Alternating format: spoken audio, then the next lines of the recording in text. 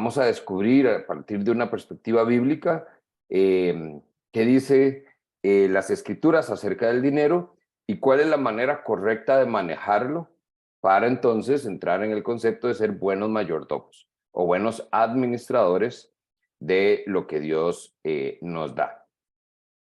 Entonces, a manera de introducción, lo que tenemos que entender es que Jesús habló, por ejemplo, más del dinero que lo que habló del cielo y del infierno.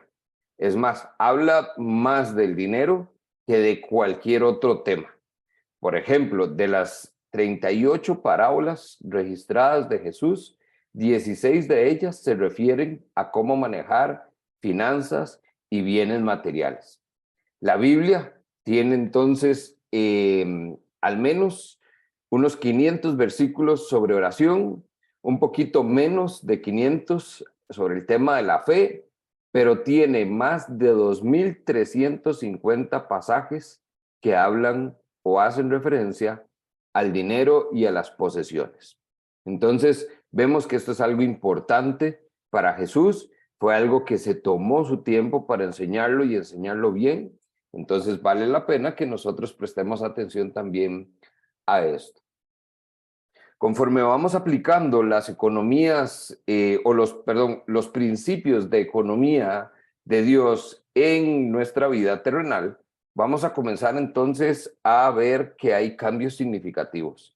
Por ejemplo, hay menos deudas, vamos a gastar más sabiamente el dinero, vamos a empezar a ahorrar significativamente y con propósitos más específicos, y vamos a comenzar a ver entonces algunos principios de administración que nos van a llevar a otros principios bíblicos que encontramos, como lo son entonces la generosidad y el poder compartir con los más necesitados. En otras palabras, podríamos decir y partir de esto como una buena expectativa de la lección de hoy, que un buen manejo de las finanzas refleja también una relación adecuada con Dios. ¿Por qué? Porque si yo entiendo lo que significa para Dios el dinero y vivo bajo los principios que Dios ve bajo el dinero, nosotros vamos a ver entonces que estamos alineados. De lo contrario, vamos a ver que estos dos temas como que no calzan muy bien. Vamos entonces a empezar con Proverbios 3, versos 9 y 10. Este va a ser nuestro marco de introducción. Dice el proverbio: demuéstrale a Dios que para ti Él es lo más importante. Dale todo lo que tienes y de todo lo que ganes. Así nunca te faltará ni comida ni bebida. Entonces vamos a tomar el principio de que Dios debe ser lo más importante para nosotros. Y aquí es donde está mucha lucha, aún entre creyentes, que entonces tienen una fuerte lucha con el tema del dinero. Y lo que pasa no es que el dinero sea malo, es que ponemos el dinero en un lugar donde solo Dios puede estar. Y ahí es donde viene toda la problemática. Entonces, teniendo eso en cuenta y teniendo como principio que entonces vamos a demostrarle a Dios que Él es lo más importante para nosotros, vamos entonces a abrir puertas al concepto de mayordomía. Mayordomía es la responsabilidad de administrar entonces todos los recursos de la vida, no solo el dinero. Y por eso muchas veces tenemos una limitación significativa, porque cuando hablamos de recursos o de mayordomía o de finanzas, creemos que solo tiene que ver con dinero y no es así. Pero entonces, administramos todos estos recursos para la gloria de Dios. No es para beneficio propio, no es para lucrar, sino para entonces darle la gloria a Dios. ¿Por qué? Porque lo reconocemos como proveedor de nuestras cosas, de todo absolutamente, y simplemente entonces nosotros nos ponemos en una posición de administradores. El principio de mayordomía es: yo no tengo nada, lo que tengo me lo ha dado a Dios y a Dios le pertenece. Entonces Dios me va a pedir cuentas de lo que Él me ha dado y yo entonces debo dar buenas cuentas, debo ser un buen mayordomo, responsable con entonces esto.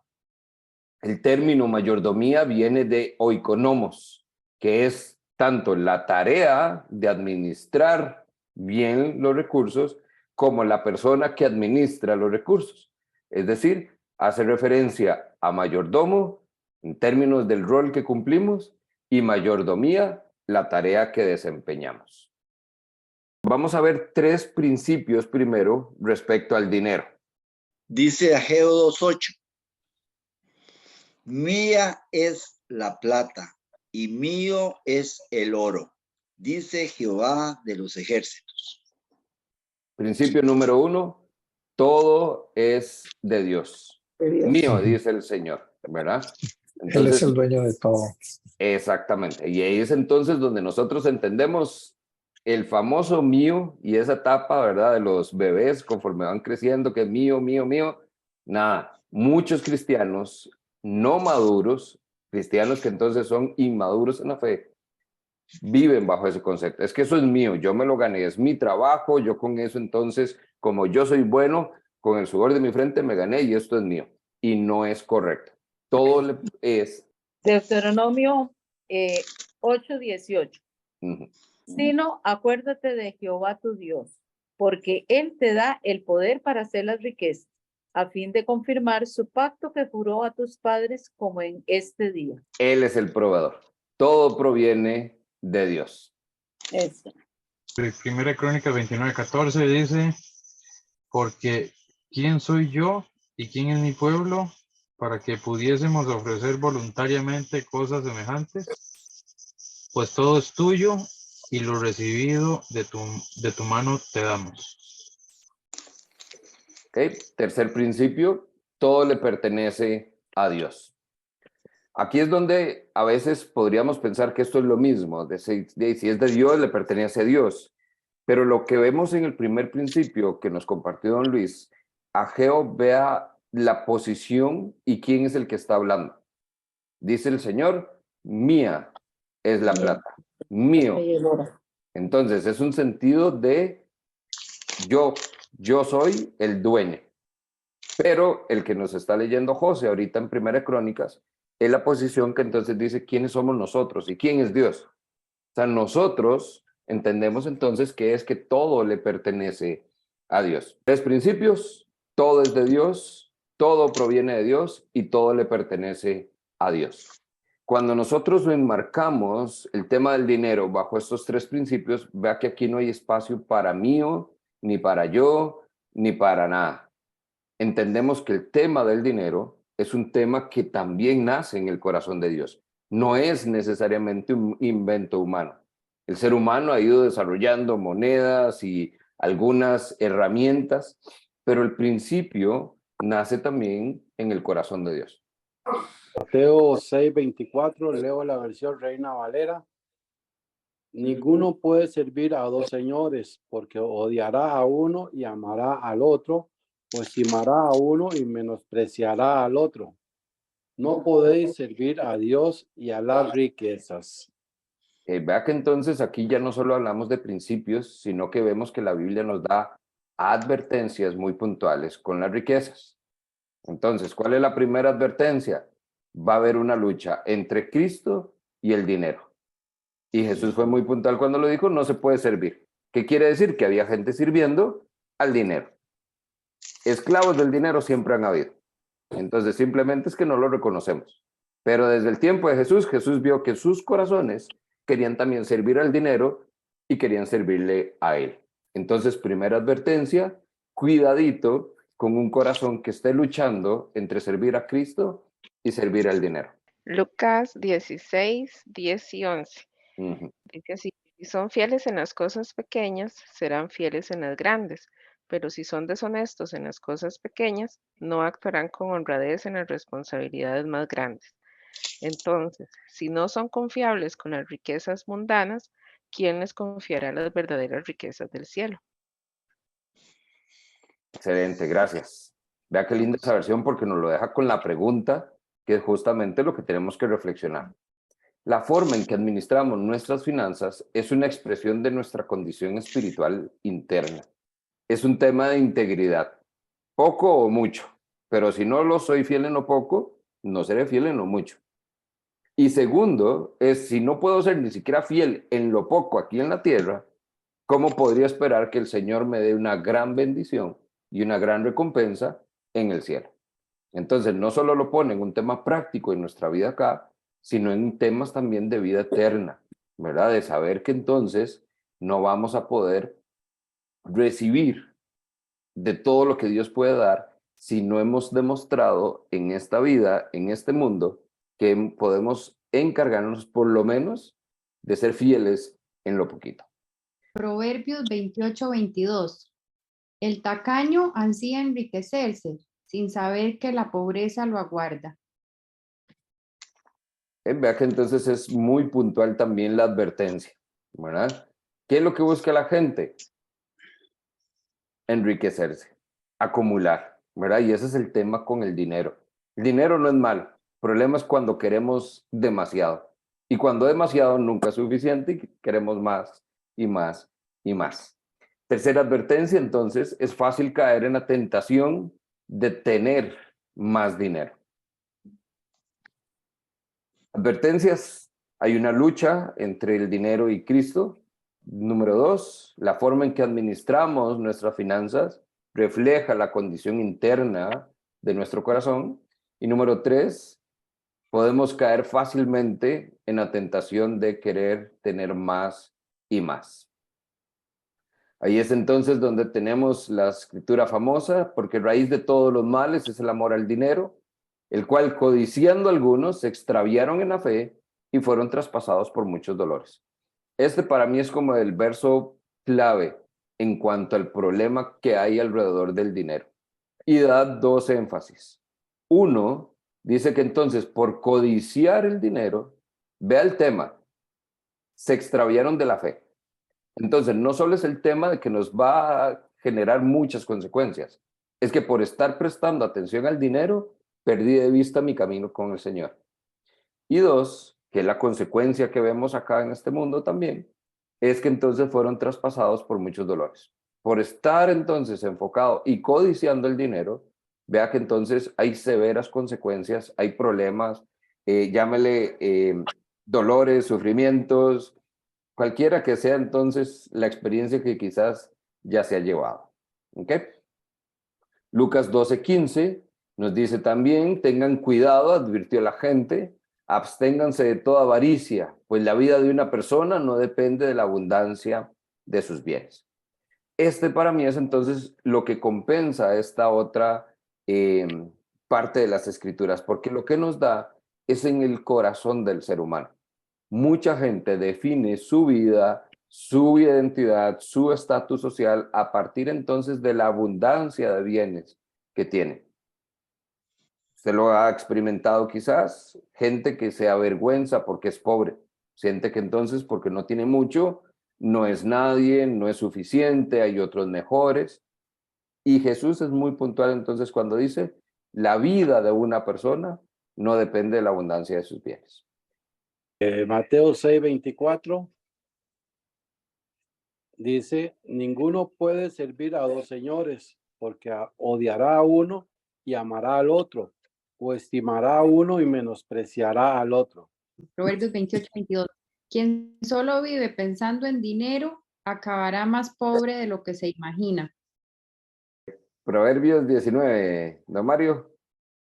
Sí, dice, mejor es el pobre que camina en su integridad que el de labios perversos que es necio.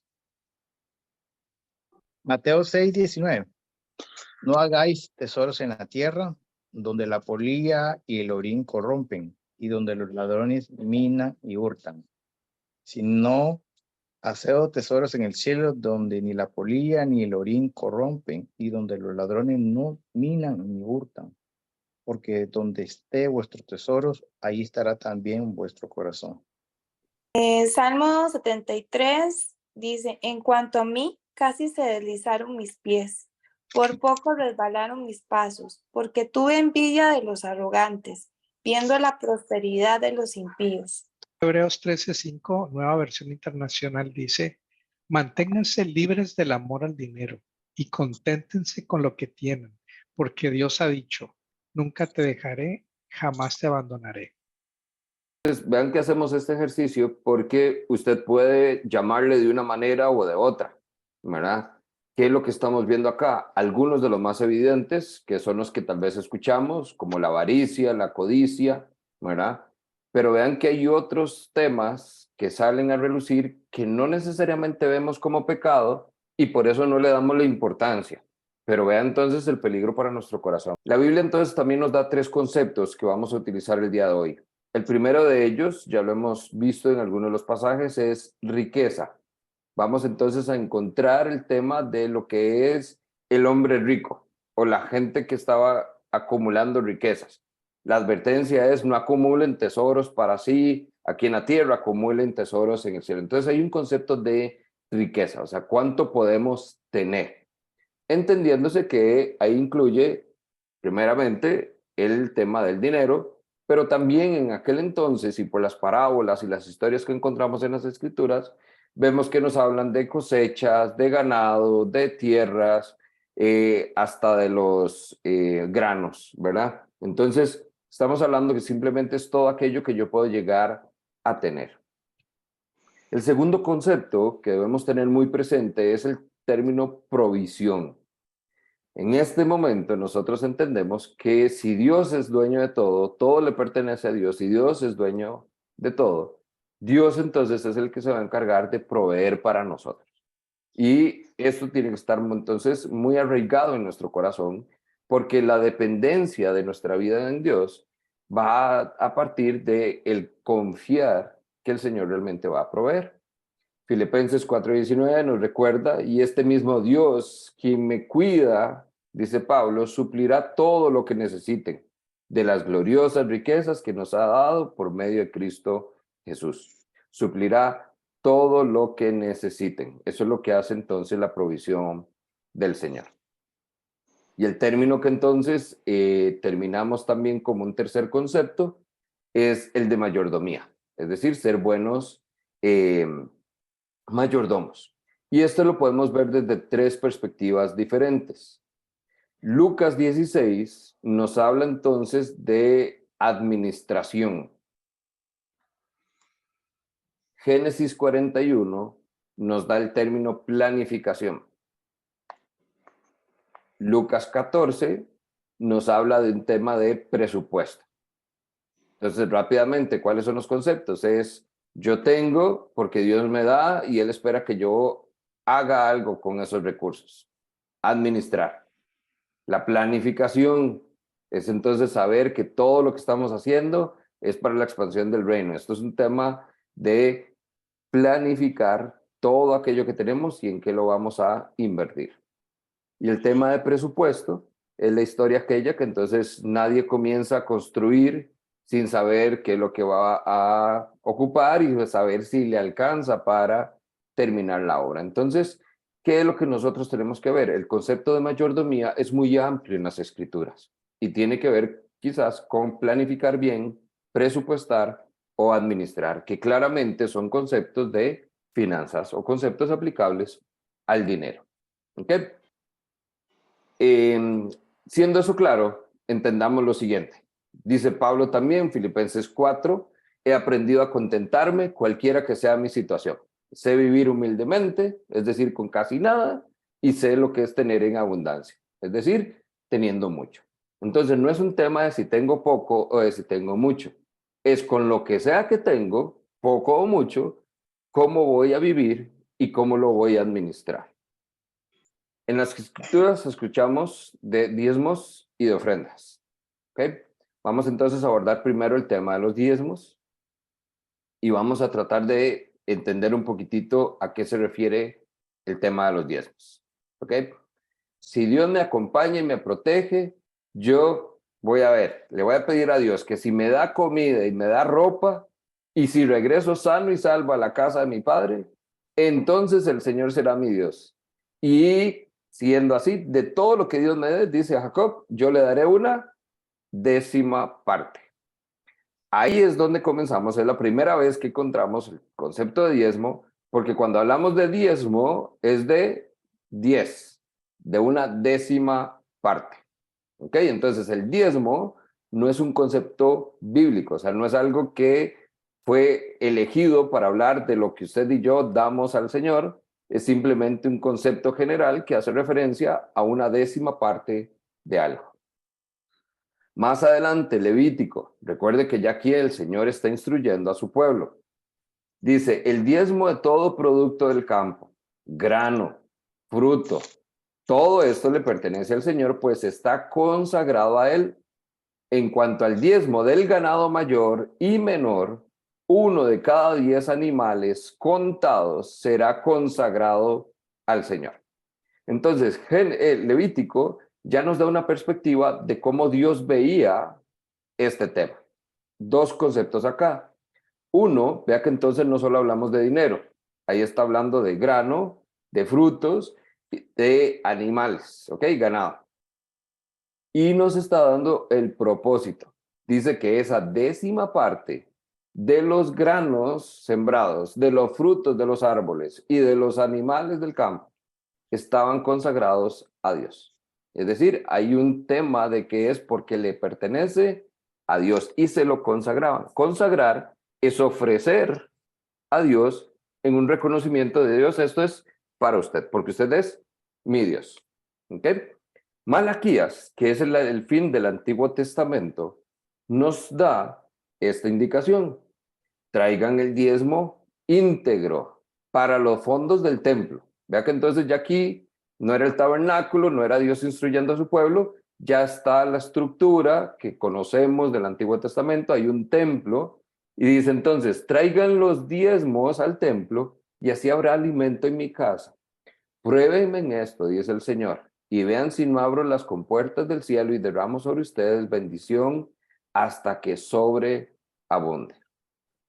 Ahora, este versículo es de los más manipulados, porque aquí es donde sale toda clase de manipulación. Uno, que entonces es solo llevar el diezmo al templo. Dos, si yo diezmo, hay alimento en la casa. Tres, dice que entonces como el Señor prometió que iba a que iba a bendecirnos y de esa bendición iba a ser sobreabundante, entonces entre más yo dé, más voy a recibir. ¿Ok? Todas las historias que quizás usted ha conocido.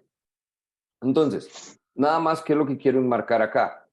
Vea que lo que nos habla de estos textos es que estamos hablando de una 10ª parte que se apartaba al Señor porque era consagrado a Él. Y recuerde que en el contexto judío, esto quiere decir que era algo religioso. Y había un temor de Dios porque si no se lo doy, hay una consecuencia. ¿Ok? Entonces, el tema de la 10ª parte es lo que también se tergiversa muchas veces. Porque entonces, cuando yo doy el diezmo, bueno, ¿qué sucede? Doy el diezmo sobre mi salario. ¿Es sobre salario bruto o salario neto? Después de que me rebajan las cargas sociales, después de que saco entonces lo de la comedera, la escuela de los chiquitos y el gasto del... Y ahí comenzamos a poner un montón de líneas que entonces al final pareciera como que es ambiguo a qué se refiere y entonces sobre qué tengo que diezmar, ¿verdad? ¿Cuál es la segunda parte? Bueno, si yo le doy el 10% a Dios, ¿de quién es el 90% restante? Y ahí es entonces donde el ser humano dice, mío. Ya yo cumplí con darle la parte que le corresponde a Dios y ahora yo decido cómo voy a manejar ese 90% restante. Entonces, ¿qué es lo que tenemos que entender acá? Tenemos que ir un poquitito más a la historia. Números 18 dice que el Señor le dijo a Aarón, tú no tendrás herencia en el país, no vas a recibir porción de tierra porque yo soy tu porción, le dijo el Señor. A los levitas les doy como herencia y en pago por su servicio en la tienda de reunión todos los diezmos de Israel. Vea que entonces ya tenemos ahí un cierto propósito, que es donde entendemos que el diezmo que se da es para entonces el tema de la operación de lo que en aquel entonces era el tabernáculo o el templo. Hebreos capítulo 7, verso 5. Dice, los descendientes de Leví que reciben el sacerdocio tienen por ley el mandato de cobrar los diezmos al pueblo, es decir, de sus hermanos, aunque estos también sean descendientes de Abraham. Y ahí es entonces donde la gente se agarra a esto y dice, es que usted tiene que cobrar el diezmo, porque como el Señor dijo que esto iba a ser para los levitas, y como ellos son sacerdotes y no tienen porción de herencia, sino que esa es su porción, entonces hay que irle a cobrar a todo el mundo. Y depende de la tradición de iglesia que usted haya tenido o la iglesia a la que haya asistido, según lo que crean y cómo manejen el tema del diezmo, se ve como esto. Gente que entonces prácticamente, si usted no da lo que dijo que iba a dar, si no lo dio cuando lo tenía que dar, pues recibe una llamadita o recibe un mensajito, porque entonces hay que cobrar el diezmo porque no has dado la porción correspondiente. Entonces, con esto que se tergiversa mucho, aterricemos qué es lo que dice la Biblia respecto a dar el diezmo. Deuteronomio 14, esto es importante. Deuteronomio 14, versos 22 al 27. Cada año sin falta apartarás la 10ª parte de todo lo que produzcan tus campos. En presencia del Señor, tú comerás la 10ª parte de tu trigo, tu vino, tu aceite, los primogénitos de tus manadas y de tus rebaños. Lo harás en el lugar donde Él decida habitar. Así aprenderás a temer siempre al Señor tu Dios. ¿Ok? Vea que entonces, ahí, ¿qué es lo primero que estamos viendo?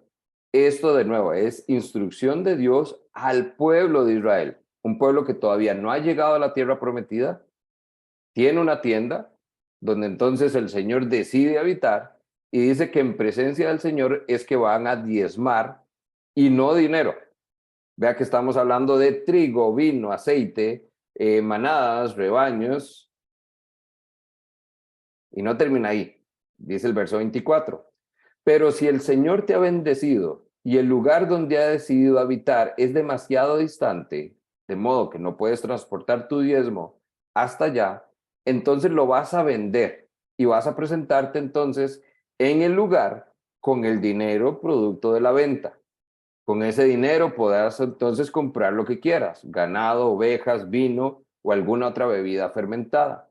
Y en presencia del Señor comerán entonces y se regocijarán. Toma en cuenta a los levitas que vivan en tus ciudades y recuerda que a diferencia de ti, ellos no tienen patrimonio.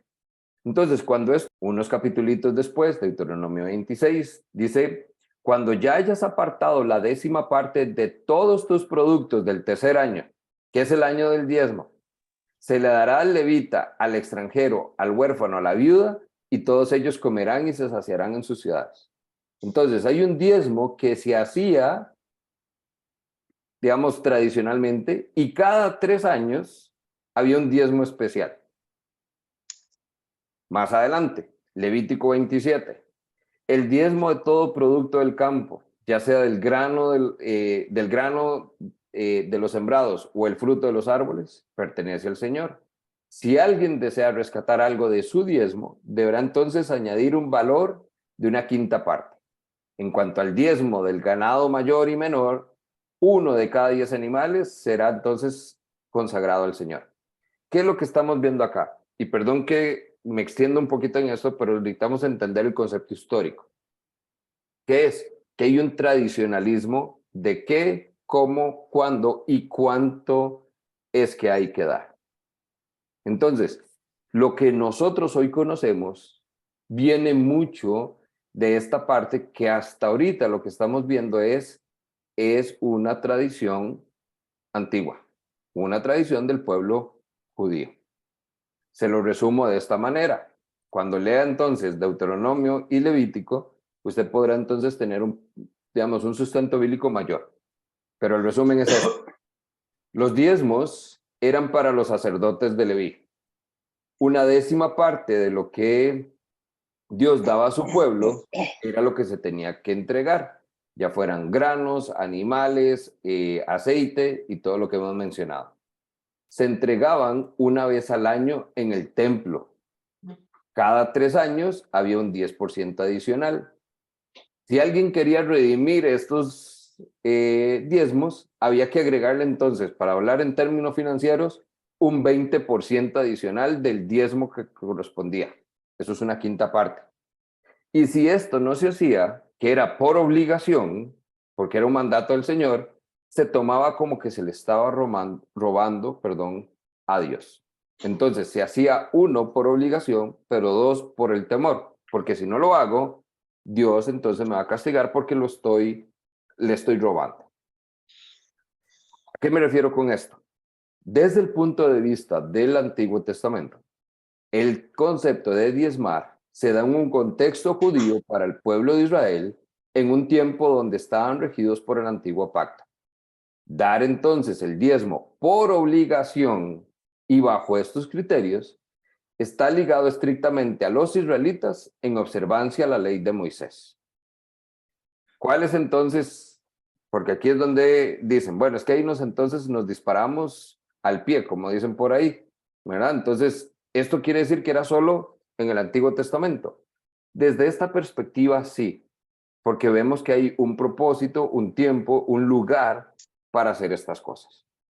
El peligro entonces que vivimos desde esa perspectiva es que el dar el 10% se ha convertido más en una fórmula matemática, en una administración de gastos y recursos que simplemente se apartan del compromiso que encontramos en los conceptos que vimos de Dios acerca del dinero, donde entonces todo lo que tiene usted es de Dios, viene de Dios y le pertenece a Dios. Como usted no tiene nada, Dios va a proveer para su vida. Y de eso que usted provee, usted puede mostrar entonces una gratitud por todo lo bueno que Dios ha sido con usted. Pero ahora, ¿qué es lo que encontramos? Ya no necesariamente es por obligación. Hay otros lineamientos o conceptos bíblicos que encontramos en el dar. Las ofrendas, nos remontamos entonces a Génesis capítulo 4. Recuerde entonces la historia de Caín y Abel. Ambos presentaron una ofrenda. Dios no pidió nada, simplemente Caín llegó y le dio algo al Señor y Abel llegó y le dio algo al Señor. Éxodo 25, vemos ya ahí si hay un poquito de instrucción de parte del Señor. El Señor le dijo a Moisés, dile al pueblo de Israel que me traiga sus ofrendas sagradas. Acepta como ofrenda, y vea la lista, todos aquellos que tengan en su corazón dispuesto a ofrendar, lo siguiente: oro, plata, bronce, hilo azul, púrpura y escarlata, lino fino, pelo de cabra para tela, pieles de carnero curtidas, cuero de cabra de la mejor calidad, madera de acacia, aceite de oliva para las lámparas, especias para el aceite de la incienso aromático, piedras de ónice, piedras preciosas, y esto para incrustar en el efod y en el pectoral del sacerdote. Deuteronomio 16 dice la instrucción: 3 veces al año todos tus varones se presentarán ante el Señor tu Dios en el lugar que él elija y van a celebrar ahí la fiesta de los panes sin levadura. Van a celebrar el de las semanas y el de las enramadas.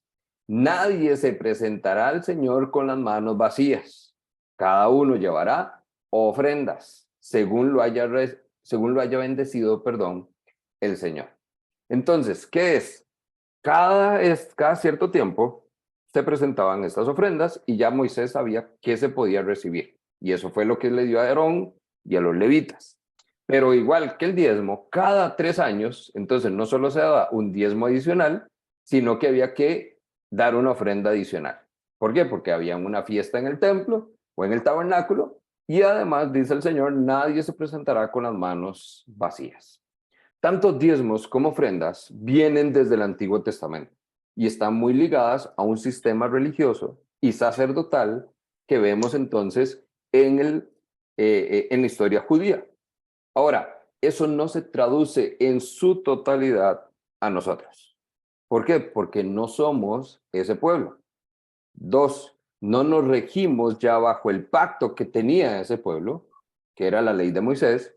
Nosotros nos regimos ahora bajo un nuevo pacto, una nueva forma de diezmar y de ofrendar que modeló Jesús. ¿Okay? Y a eso entonces le agregamos algunos otros principios que encontramos en las Escrituras. ¿Qué dijo Jesús? Primeramente, entonces, entremos al Nuevo Testamento. ¿Qué dijo Jesús? Mateo 23, 23. A los fariseos y a los maestros de la ley les dijo: hipócritas, ustedes dan la 10ª parte de sus especias, la menta, el anís y el comino, pero han descuidado asuntos más importantes de la ley, tal como la justicia, la misericordia y la fidelidad. Debían haber practicado esto sin haber descuidado aquello. Entonces, interesantemente, Jesús les da la perspectiva. No tienen que dejar de diezmar, pero deberían estar enfocados en otras cosas. ¿Ok? Entonces, el diezmar solamente por cumplir con la ley de Dios no es suficiente. Si su principio de voy a diezmar porque tengo que hacerlo, porque Dios lo exige o lo pide, cual sea su perspectiva, estamos equivocados. ¿Por qué? Porque Jesús dijo, hay algo más importante. La justicia, la misericordia, la fidelidad. Y usted conoce las historias de compasión de Jesús con aquellos que nosotros debemos llamar nuestro prójimo. Lucas 6:38. Jesús también dijo, den y se les dará. Se les echará en el regazo una medida llena, apretada, sacudida y desbordante. Porque con la medida que midan, ustedes también serán medidos. Entonces, en el hombre está la decisión de cuánto quiere dar. Y digo hombre o mujer. En el ser humano está entonces la decisión de entonces cuánto queremos dar. Pero bajo el principio de que según como se dé, así se nos será dado. El otro que nos dijo Jesús, cuídense de no hacer sus obras de justicia delante de la gente para llamar la atención, porque, vea la advertencia, dice, lo que hacen los hipócritas en las sinagogas, lo hacen para ser recompensados, quieren ser vistos. Más bien, dice Jesús, cuando des a los necesitados, que no se entere tu mano izquierda lo que hace tu derecha. Y ese yo creo que en algún momento a todos nos las han aplicado, ¿verdad? Entonces, ¿qué es? Este tipo de dar tiene que darse también de una manera discreta. Nadie tiene por qué enterarse. Quizás usted es de los que puede prestar atención o no presta atención, pero en algunas iglesias igual ponen el tema de dar, ponen a la gente, por ejemplo, a tener que ir al frente y dar. ¿Por qué no lo hacemos así nosotros? Porque eso evidencia quién está dando y quién no está dando. Y aquí nos dice Jesús que no se entere tu mano izquierda lo que hace tu derecha. Nadie tiene que saber. Por eso incluso se pasan los recolectores, pero siempre está ahí la cajita y la gente puede hacerlo en una cajita donde nadie lo ve, puede hacerlo con tarjeta donde nadie se está enterando. ¿Ok? ¿Por qué? Porque hay un principio de que ya no necesitamos ir al templo o al sacerdote o hacer un registro de qué se está dando, sino que es una condición más interna, una decisión que estamos tomando. Y el último pasaje acá de lo que dijo Jesús está en Lucas 21, en los primeros 4 versos. Jesús se detuvo a observar y vio a los ricos que echaban sus ofrendas en las alcancías del templo. También vio una viuda pobre que echaba 2 monedas de poco valor. Les aseguro, les dijo Jesús, que esta viuda pobre ha echado más que todos los demás. Todos ellos dieron sus ofrendas de lo que les sobraba. Pero ella, de su pobreza, echó todo lo que tenía para su sustento.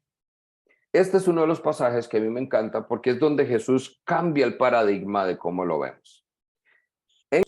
Y ahora permítame darle 2 perspectivas más. 1, Hechos 2:44. ¿Qué hacía la iglesia primitiva?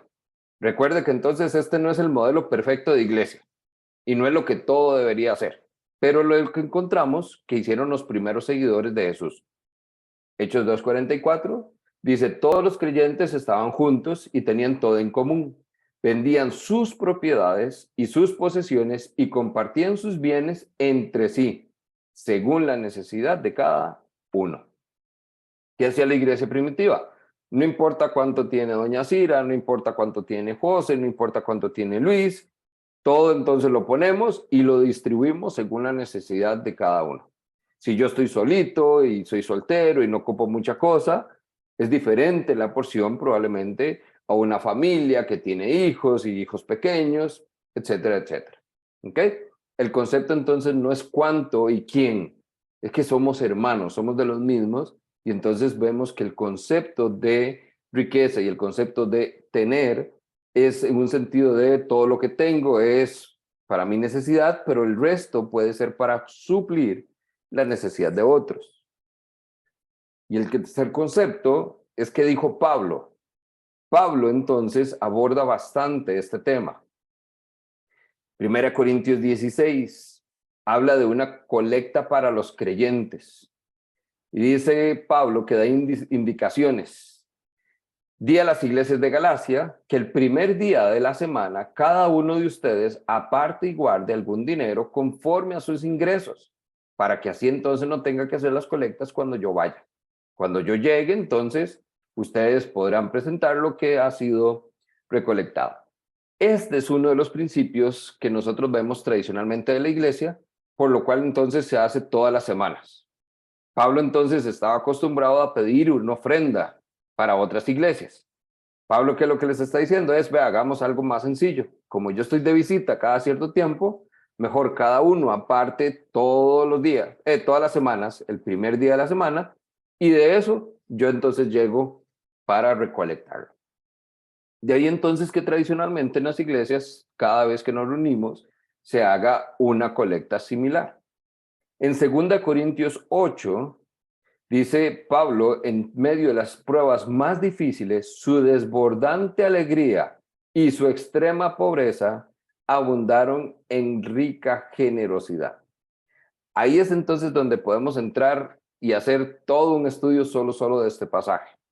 Pero ¿qué es lo que nosotros vemos? Hubo una de estas iglesias a la que Pablo enseñaba que entonces en su pobreza decidió dar generosamente, dieron con alegría. Entonces mostraron su verdadera naturaleza. A pesar de que más bien es una iglesia que uno podría decir, más bien deberíamos ayudar nosotros a esa iglesia porque casi no tiene, vemos que entonces esta iglesia que casi no tiene, pudo ofrendar generosamente, lo que Pablo entonces llama una rica generosidad. Y el otro concepto, que es el que vamos a desarrollar después, que es 2 Corintios 9, que es el famoso dar entonces con alegría. De ahí entonces es donde nosotros encontramos formas prácticas, digamos, de ver este tema del dinero, específicamente con los diezmos y con las ofrendas. Parte de este contexto que Pablo da en 2 Corintios 9, dice el verso 6, recuerden, dice Pablo, el que siembra escasamente cosecha. El que siembra en abundancia cosechará. De ahí es entonces donde sale otro concepto muy tradicional de las iglesias, que es el famoso sembrar. Y entonces yo voy a sembrar aquí y voy a sembrar allá, y siembro en un ministerio, y siembro en la radio, y siembro en la iglesia. ¿Por qué? Porque entonces yo siembro abundantemente y espero una cosecha abundante. Malaquías 3:8 equipara el no diezmar con robarle a Dios. No obstante, Jesús advirtió que la observación estricta del diezmo debe ir acompañada de un interés por cosas más importantes que las que establece la ley. Lo que veíamos entonces con el tema de la viuda. Cuando nosotros vemos esto, no es un tema entonces de sembrar, no es un tema de a dónde siembro, cuándo siembro, cada cuánto o cuánto específicamente. Y no estamos hablando de que la siembra es únicamente con dinero. Otro, no estamos hablando entonces que esta siembra es también con recursos. Porque entonces si somos muy estrictos, diríamos entonces, bueno, no solo tengo que hacerlo con mi dinero, sino con todo aquello que yo tengo. Le tengo que dar una décima parte de mi casa, de mi salario, de las cositas que tengo, de lo que he comprado para la casa. Y ahí es entonces donde incluso usted podrá haber escuchado de iglesias que reciben de todo. O sea, gente entrega joyas, entrega animales, entrega comida y todo este concepto. ¿Por qué? Porque hay que echar de todo. ¿Por qué? Porque el que siembra en abundancia va a recibir. No es la forma en que Dios trabaja, en el sentido estricto de la palabra, o de si lo estamos viendo como fórmula. Porque ¿cuál es el problema? Muchas de estas personas que han sembrado abundantemente están entonces esperando recibir esa bendición, esa promesa donde les han dicho incluso, veas que el Señor le va a dar a usted hasta 7 veces más o hasta 70 veces más. Y no se cumple. ¿Por qué? Porque no es una fórmula, ¿ok? No es un 1, 2, 3, es simplemente lo que estamos viendo, y con esto aterrizamos para terminar, es un tema de actitud y de corazón. Entonces, más allá de los conceptos, ofrendar, diezmar, sembrar, yo quiero que usted se quede entonces con el corazón y con la actitud correcta que Jesús mostró mientras nos modeló cómo relacionarnos con el Padre. Todo le pertenece a Dios, todo es de Dios y todo proviene de Dios. Entonces, el concepto que realmente tiene que estar en nosotros es un concepto primeramente de provisión. No es lo que usted necesite, es lo que el Señor le va a dar, porque Dios sabe lo que usted necesita y Él va a proveer para usted. Dios, si vemos todas las escrituras como un todo, no es tacaño. Dios no da poco, Dios da y da en abundancia. Ahora, el tema entonces es, si Dios me va a dar y me va a dar en abundancia porque Él es el que va a proveer para mi vida, entonces el tema que nos compete a nosotros es, bueno, ¿qué hacemos entonces? ¿Tengo que diezmar? ¿Tengo que ofrendar? ¿Una u otra o las dos? Antes de entrar en estos temas prácticos, de nuevo, ¿qué es lo que usted debe hacer? Examine su corazón. Porque si usted va a partir de cuánto va a dar, a quién va a dar, cuándo lo va a dar, pero lo está viendo erróneamente porque usted no ha entendido todavía que todo es de Dios, que todo proviene de Dios y que todo le pertenece a Dios, la matemática no va a salir. Forma muy práctica y puntual. El concepto de diezmo está muy ligado a una tradición entonces judía. No tenemos nosotros que dar el diezmo por obligación. Ahora, de una forma práctica para el creyente hoy, es un excelente principio. Porque si yo no soy obediente con darle a Dios por lo menos un 10%, difícilmente lo haga con el 90%. 2, el tema de entonces de ofrendas. Si yo no tengo la capacidad de despojarme de lo que tengo para dar voluntariamente a otros, ya sea porque están en necesidad, porque sé de alguna situación o porque simplemente tengo más de lo que necesito y quiero compartir, no voy entonces a entender que esto se trata de Dios y no de mí. Sigo teniendo un corazón egoísta con principios de los pecados que vimos al inicio: avaricia, codicia, ambición, etcétera, etcétera. Mi corazón no está alineado al corazón del Señor. Con el tema entonces de a dónde y cada cuánto es lo que vamos a ver la próxima semana. Cada uno decide en su corazón cuánto debe dar y cómo lo vamos a ver. Eso es lo que entonces vamos a llamar generosidad. ¿Cómo entonces vivimos a partir de estos principios que encontramos en las Escrituras? 3 puntitos entonces.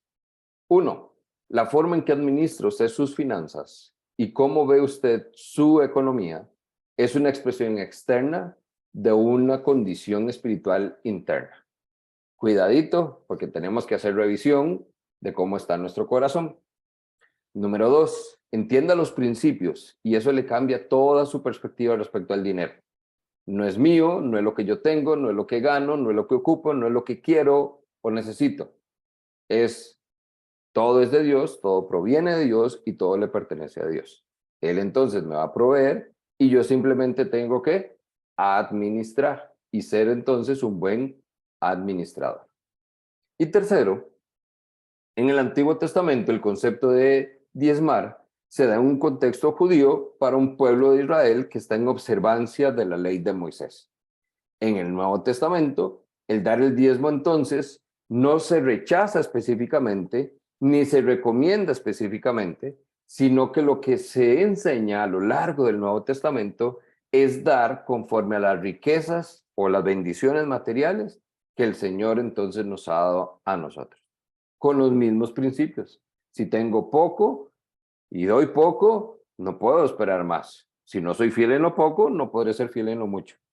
Si tengo mucho y doy mucho, manos que dan nunca están vacías, es el concepto que siempre escuchamos, que nace de un principio bíblico, Lo que vemos es que entonces al que es fiel en lo poco se le pondrá cargo de más y tendrá más para bendecir.